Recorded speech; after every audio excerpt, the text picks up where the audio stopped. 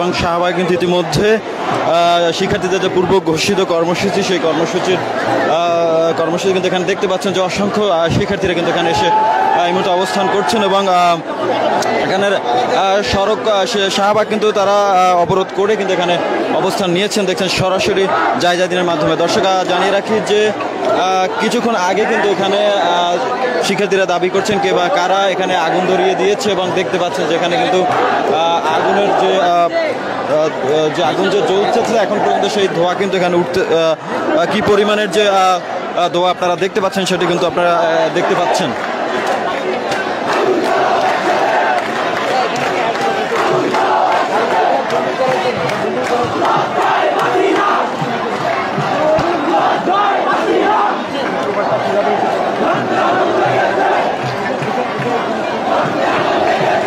দর্শক দেখছেন যে ইতিমধ্যে কিন্তু শাহবাগের